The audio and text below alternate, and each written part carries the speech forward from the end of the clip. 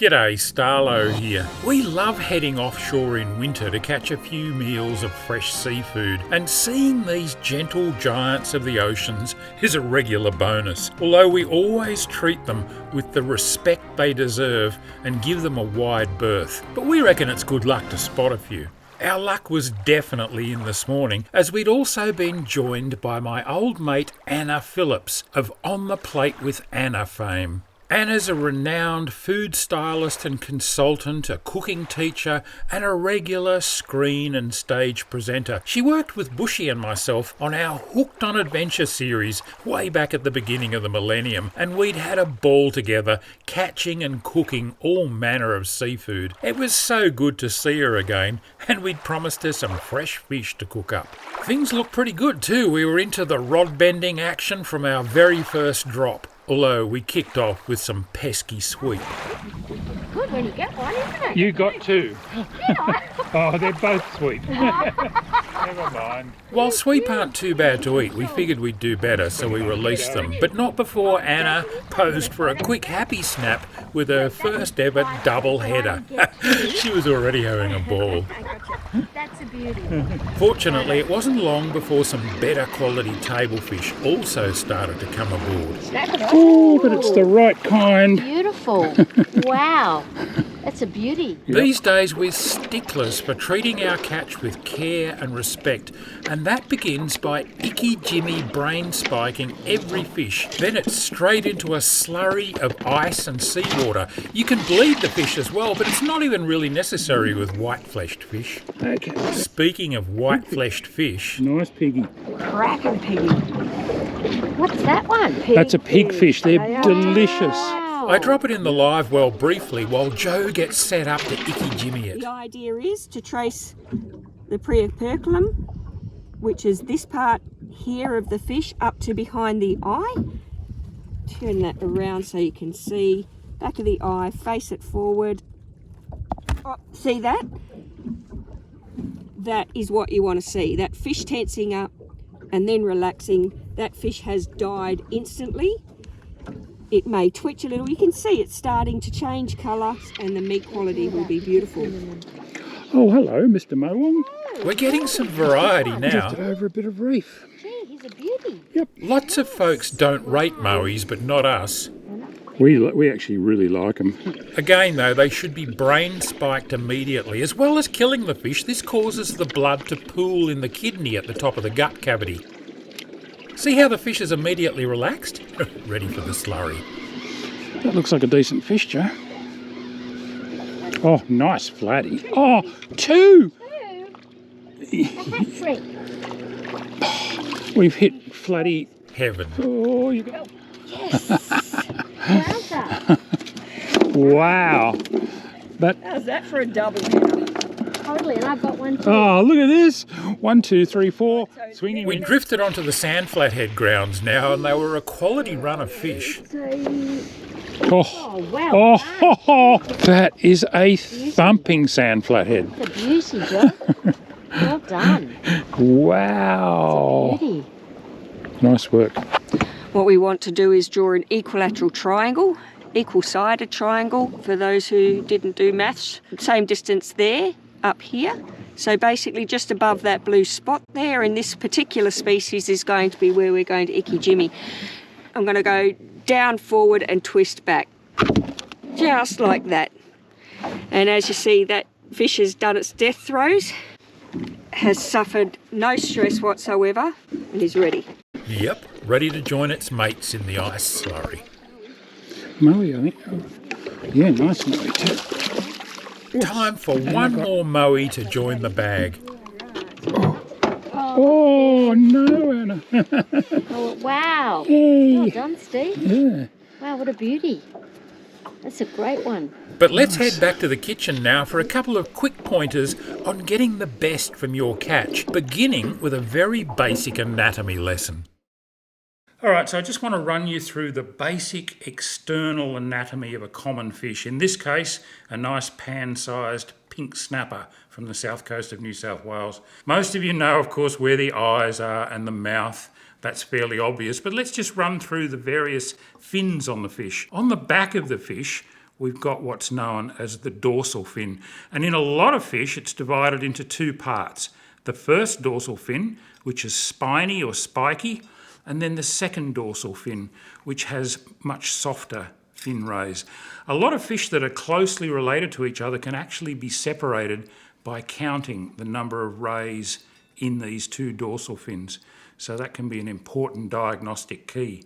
Down here on the side of the fish, we've got the pectoral or pectoral fin. I think pectoral is probably a better pronunciation. There's one on either side. And then down here, we have the pelvic or ventral fins. Again, that's a paired fin. There's one on each side. Back here, we've got the anal fin. And then finally, of course, the tail, which is known in scientific terms as the caudal fin. And for that reason, this area on the fish is called the caudal wrist, although most of us fishermen refer to it as the tail wrist, a good place to grab a fish. Now, what a lot of you might not have realised is that fish have nostrils. Sure, they breathe through their gills, which are in there, but they still have nostrils, not for breathing, but for detecting scent and taste in the water. There's an inlet and an outlet, and in there are a whole lot of olfactory sensitive cells that pick up the smells and tastes out of the water and help the fish find their food. This is the gill cover, scientifically known as the operculum, and quite often it's got spines or cutting edges on it. A lot of people call them gill rakers. They say, oh, I got cut off by the gill raker on the barramundi or whatever. Gill rakers don't live on the outside, they live on the inside. They're part of the actual gill arch, and they're for straining plankton out of the water and things like that. So these are just cutters on the outside edge here of the operculum. And then nearly all fish have this line here, which is almost like a false gill. It doesn't open all the way through. It's called the preoperculum because it's in front of the operculum. And it's really handy because when you're icky spiking or brain spiking a fish to kill it, a lot of species, the best way to find the brain is to continue straight up from that preoperculum until you're level with the top of the eye and go straight in there with your icky spike and maybe forward a little bit or just wriggle it round and you'll normally hit the brain. Now it does vary a bit from species to species, so if in doubt, make sure you have a look at one of the apps that are around. There are some really good apps and I'll put the reference to one of those up here. Most fish have scales. Most fish have a lateral line too. You can see that lateral line along there. They use that to detect vibrations and pressure changes in the water. Okay, that's about all we need to know about the outside of the fish. I'm going to hand over now to Anna Phillips, and she's going to fillet this fish, and we'll have a little bit of a look at the internal anatomy.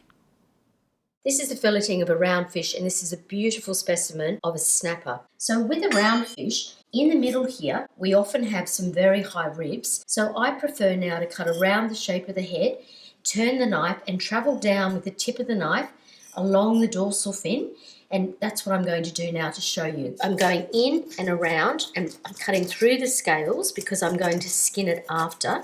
So come as tight as you can towards the head. Make a really nice clear cut because I'm maximising the flesh that I'm going to get off. So then I take the knife and I begin to turn it, but I want to use just this tip of the knife where you can see the scales, and I begin to apply pressure on the backbone. I can feel the bones, and I travel halfway down the fish, then I push through, and basically you're going to see my knife come out the other side.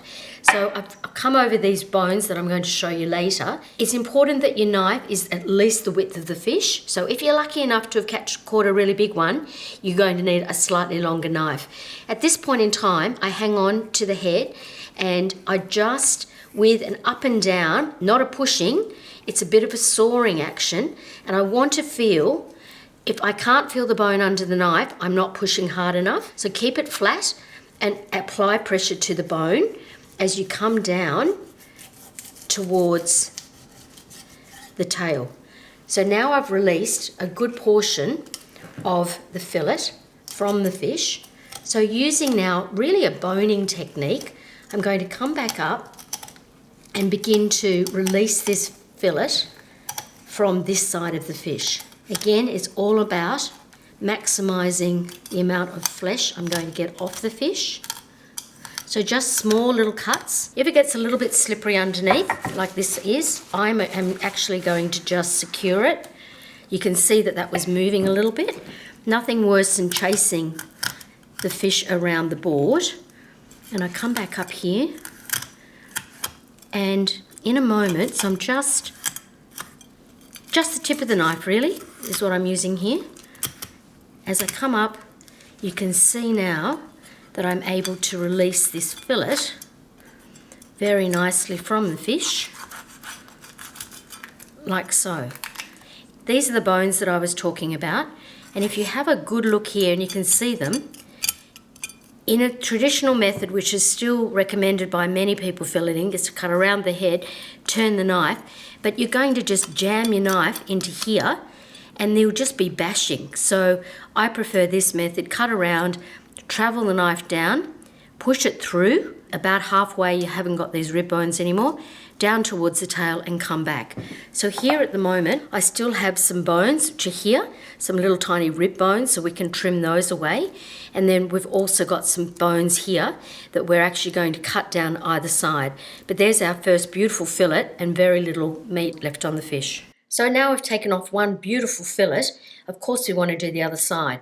Now the normal thing that you would think is to turn the fish over. I am actually right-handed, so to try and do that same technique, it's pretty clunky and pretty difficult. So what I prefer to do is actually turn the fish around so that I'm in more control. This is the way that I would suggest to do it if you're right-handed, and swap it if you're left-handed. So same thing applies. Cutting into the fish, but I'm still wanting to come right around the head. So it's a good cut, just in and around with the tip of the knife. Doing as I did on the other side, I'm just got to get my knife started. There it goes. And you can see, even with the scales, that's the knife. So it's only coming in along the fish this far. It's not going much further because these are those rib bones. Of course, they're on both sides. So here, I'm just going to do the same thing here. Push my knife down, and then I'm still in good control, but always feel for that backbone. So at this point in time, I can slide my knife through to the other side. Here it's come out.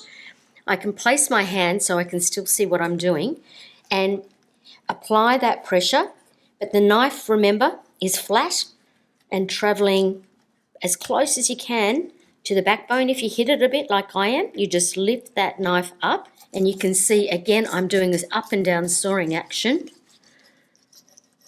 and away comes that fillet like so. So I come back up here and I'm going to do that same removal of the fillet and swing this around a little bit now so you can see, just with the tip of the knife.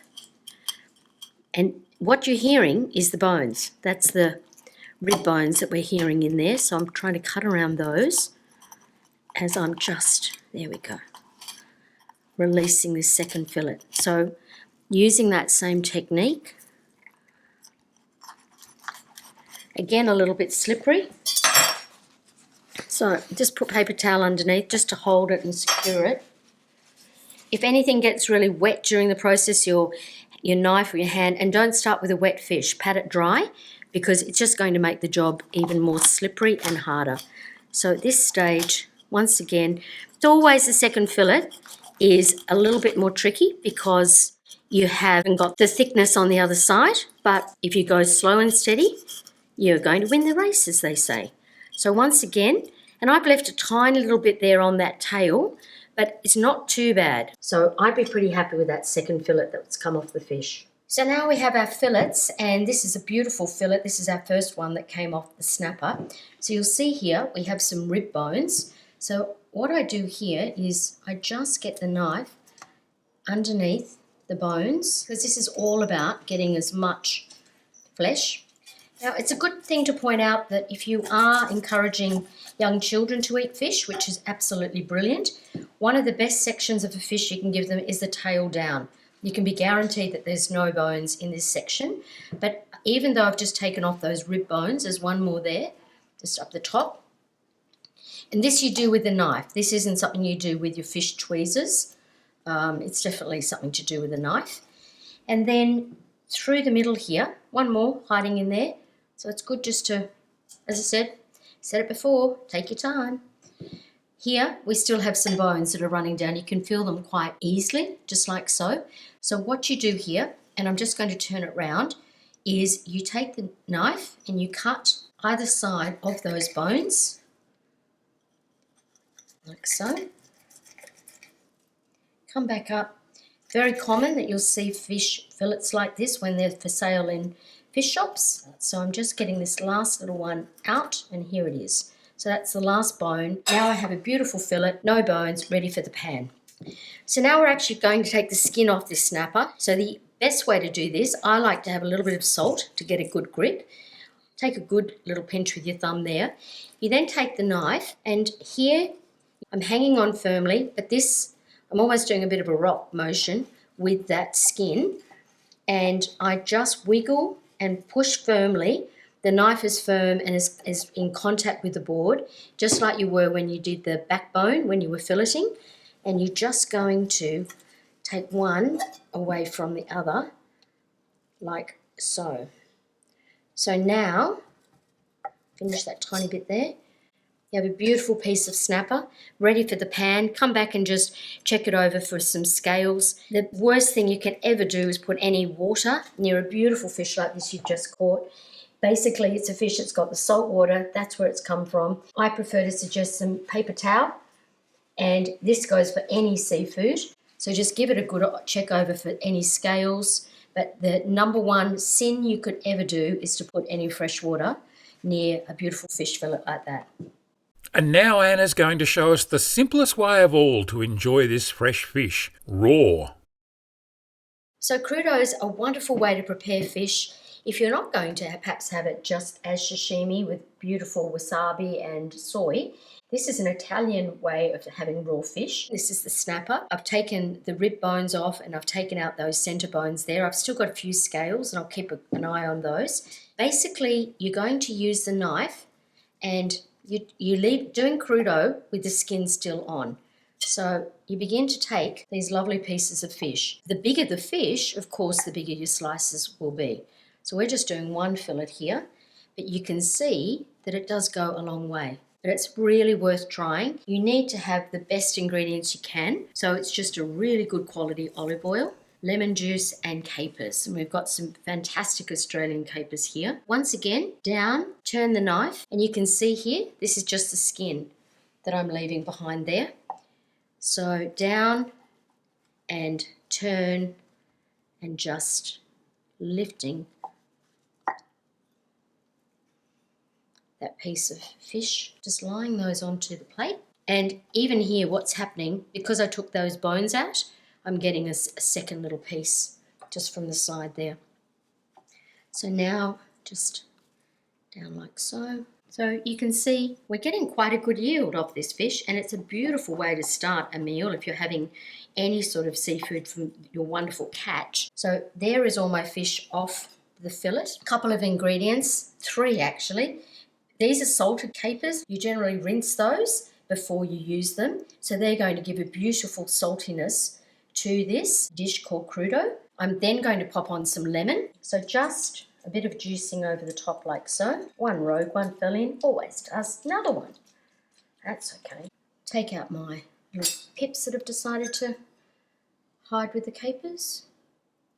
And then lucky last, have the best olive oil you can. An olive oil that you would be using for dipping of bread. We're so spoilt now for fantastic olive oil in Australia. So it's now just a little drizzle of olive oil and you have crudo. I would try it like this first. You may want to put the tiniest bit of salt on. There's saltiness in the capers. So these are not ones in brine. They're salted capers in this Italian style of serving fish. Lemon juice we popped on, and then a really good olive oil. So please, if you're going to do this, there are only 3 ingredients and go for the best you can because you're going to get the best end result.